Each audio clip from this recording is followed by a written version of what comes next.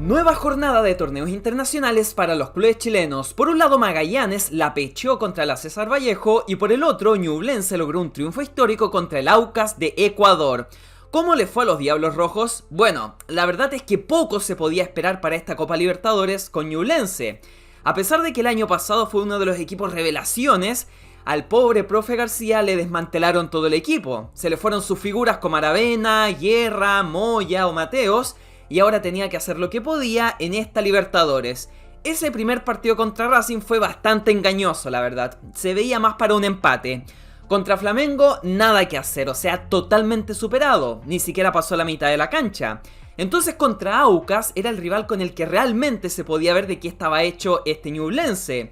Pero ¿a quién queremos engañar? Es prácticamente imposible que Ñublense clasifique a los octavos de la Libertadores. Por ahí se ocurre un milagro, a lo mejor le roba el cupo de Sudamericana al Aucas.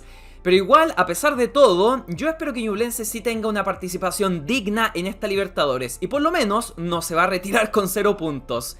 A Ñublense yo le tengo bastante cariño. No es que sea de Chillán, pero me acuerdo que por allá por el 2007-2008... Ñublense fue uno de los protagonistas del torneo chileno y estuvo a punto de llegar a la gran final.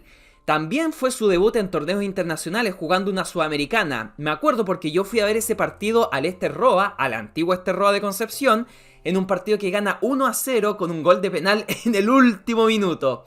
Pero bueno, la cosa es que Ñublense mostró una muy buena cara contra el Aucas. Dominó prácticamente casi todo el partido con una posesión de 73%, 23 tiros al arco contra los 7 del Aucas, aunque solamente 6 fueron a puerta.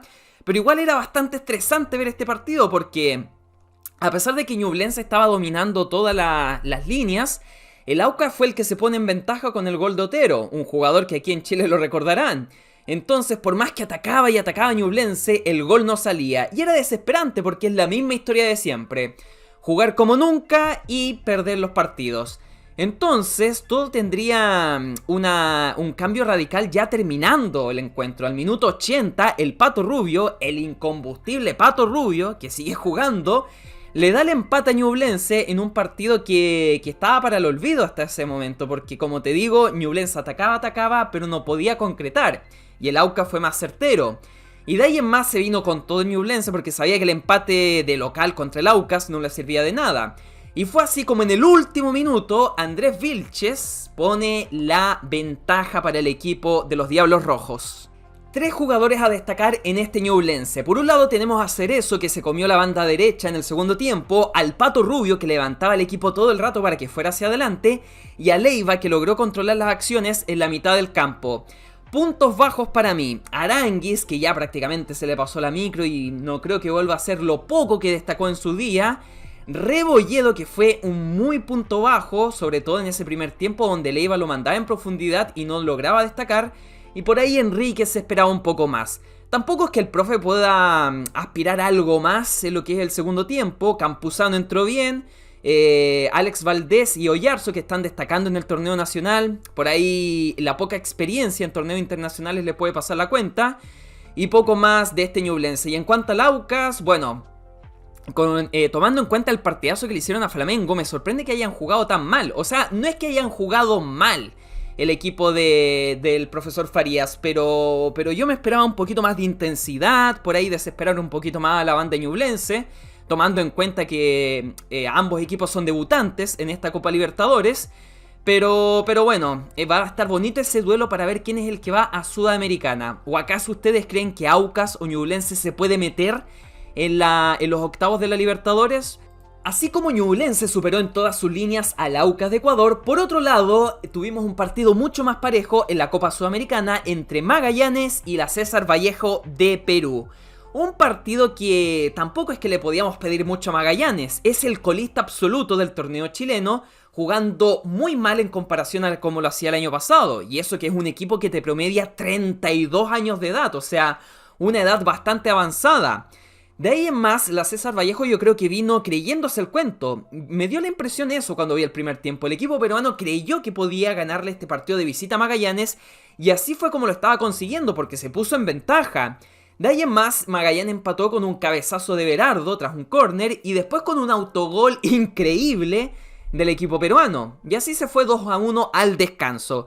Yo creo que el equipo del Nico Núñez pensó que el equipo peruano iba a adelantar sus líneas para llegar al empate y ahí se podrían aprovechar los espacios para llevarse un 3-1 y cerrar el partido. Lo que ni el Nico Núñez ni el mismo Magallanes esperaba fue ese pedazo de error de Vilches para lo que sería el empate definitivo del partido.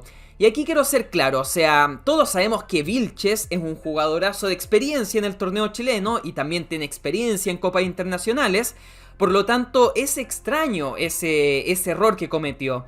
Pero recordemos que tiene prácticamente 40 años, no le vamos a pedir rendimiento en copas internacionales a estas alturas.